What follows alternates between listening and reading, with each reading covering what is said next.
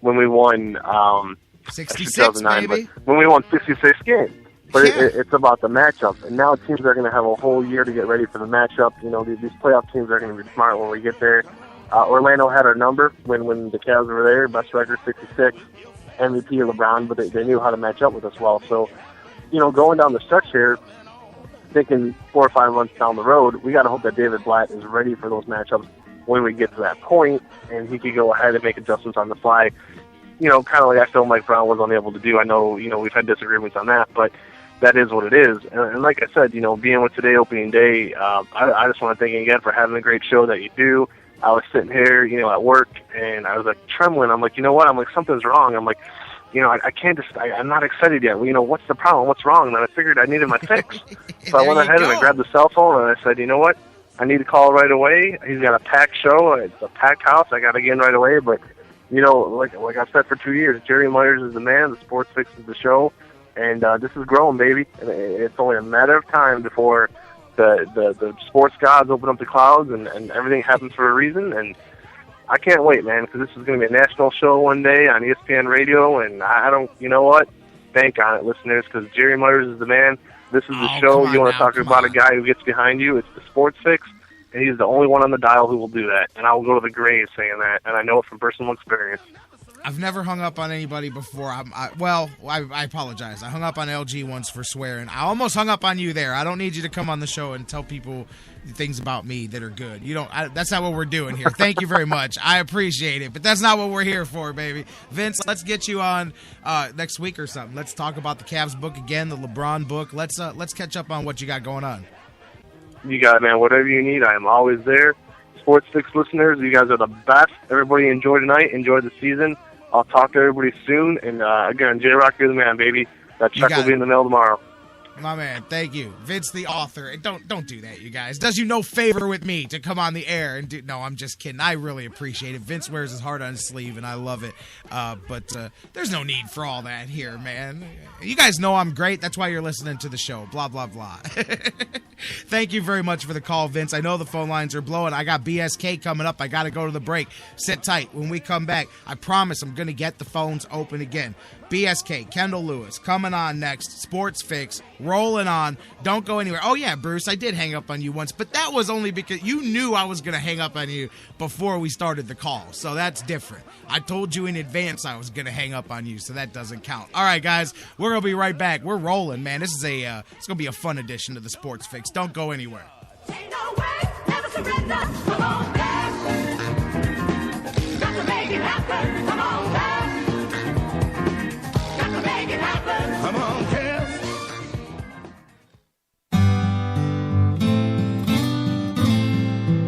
A public service announcement from the Sports Fix.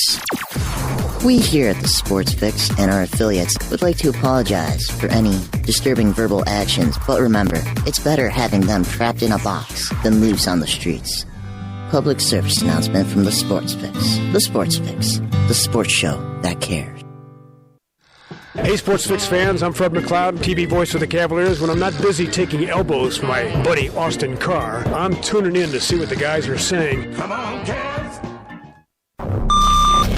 Fantasy sports lovers, you put so much time, hard work, and effort into playing week to week that it quickly stops being a fantasy and starts getting real. And when the smoke clears, you want to show off those victories with a real prize. I mean, a really real prize. Nobody does that like Fantasy Jocks. The crew over at Fantasy Jocks have beautiful, high-quality, and heavy-duty championship belts, rings, trophies, and so much more for all your fantasy sports needs. There's literally only one place to go. FantasyJocks.com. SportsFix listeners, like us on Facebook today. Facebook.com/TheSportsFix. Football season is party season at Harry Buffalo North Olmsted. Everyone wins at Harry Buffalo. Every Saturday is Coors Light College Football Saturday with $6 pitchers, 4 bottles for $10, and the Buckeyes in full HD. Football season is most definitely party season, and your headquarters is Harry Buffalo North Olmsted all winter long. Harry Buffalo, join the herd.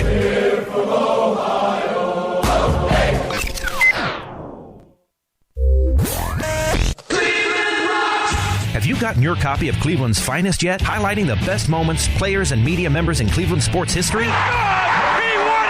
Milo hit a three-pointer on the side. In-depth personal interviews with some of the top names in Cleveland sports fill the pages of this incredible book. Cleveland's Finest by Vince McKee is this year's must-have book for every Cleveland sports fan. Available now at Amazon.com. Get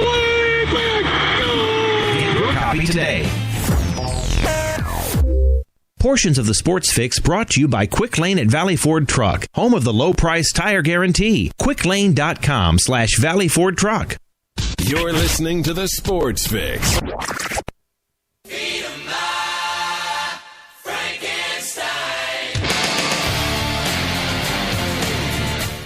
Welcome back to the Sports Fix Live. Phones blowing up during the break. Guys, we're going to open them back up. I promise we'll get some more of your takes on the air. Man, something, I don't know what it is. Must be that basketball thing. People feeling good today. It must be that little hoop exhibition that they got going on tonight. We're going to open the phones. Sit tight. Don't worry about it. The BSK, Kendall Lewis, is going to be joining us in a minute. Oh, man. Mark Shepard on Facebook said a post there, said, look, Carmelo Anthony, maybe if he wasn't filming episodes of Sons of Anarchy, he wouldn't have got blown out last. I'm telling you, that Knicks team coming in, if they play like they did last night, it's going to be more than just a good time at the start of the game. It could be one of those fun fun for the family all night long occasions tonight. Bulls definitely not ready for prime time. Or excuse me, the Bulls were. The Knicks not ready for prime time at all last night. Just got white. I think at one point I looked up, they had scored like 6 points in the whole fourth quarter up until the last few minutes. It was like 20-6. They were already getting blown out, and then it just went and got even worse. And anyways, we'll talk about that here. We're going to talk about LeBron with Kendall Lewis, the BSK. We'll talk Browns as well.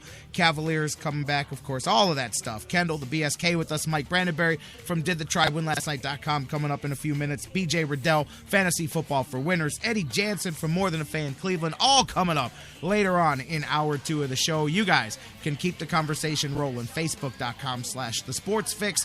Tweet with us at TheSportsFixCLE. Email us, TheSportsFix@AOL.com. Let's go to the phones right now. Let's check in the pulse of the BSK. My man, Kendall Lewis. Kendall, how you doing this Thursday afternoon? All right, man. How are you? Hey, I'm fantastic, man. Glad to get everything patched up here, get us on the air, man. Like I said, I sent you a text. I said, hey, man, I opened up the phones because I wasn't sure if we were going to be on a regular schedule, and bam, they blew up. So I hurried up and got through that. But, man, people are a little teeny bit excited today. Like I said, it must be that ball in the hoop thing that they've got going on tonight. Cleveland feeling a little bit good about itself today, BSK.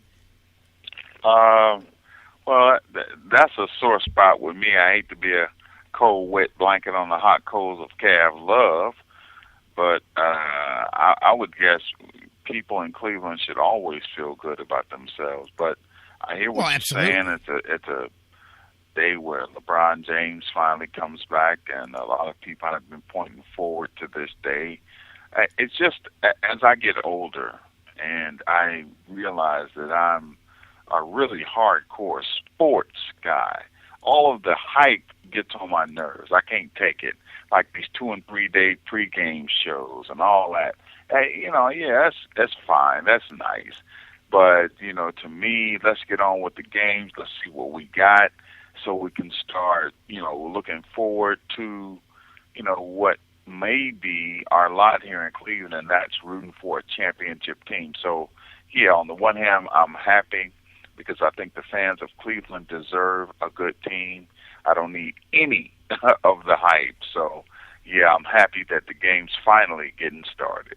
Yeah, absolutely. I don't know if you got a chance to see any of the Bulls and the Knicks last night, but like I was saying before I brought you on the air, the Knicks definitely a work in progress. I mean, obviously, but that shouldn't be. I'm not a big fan. I'm not a big fan of Carmelo Anthony. I'm not as big of a Carmelo Anthony guy as a lot of people are, man. And, man, they were just a debacle last night against Chicago. Chicago just dissected that team. Yeah, well, I don't think New York is really that good. Plus, it's going to be a work in progress. New offense, lots of new players, new direction, new coach.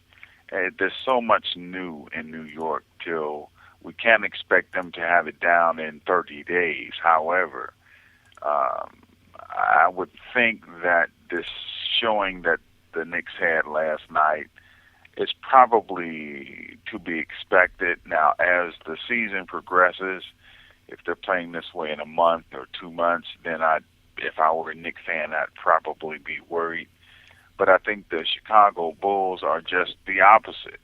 The Chicago Bulls, same system, a lot of the same players, defensive mentality. Yeah, they got a few people in there to mix in, notably young Derrick Rose, who has missed the last 2 seasons, basically, Paul Gasol, some other players, Dougie McDermott, who didn't play last night, but he's going to be very, very nice, especially with the assortment of talent that's around him. So I think that was a mismatch made in basketball heaven for the Bulls, because there was no way I could see New York, especially with a new system, and they're trying to share the ball more. To me, it would have made sense to turn Carmelo loose and let him, score 50, 60, 70 points if he can, keep us in the game, keep the excitement high for another night, because they're surely going to get served up tonight, although I would guess it would be less representative tonight because they're on the back end of back-to-back. Plus, with all the excitement, all those guys are going to be amped up. So, yeah, the Knicks didn't look good last night, but it's to be expected. So just be careful with the assignation of, well, they're not a very good team overall, period, point blank in the discussion. I think they might be a little better, but it's a little early to tell that right now.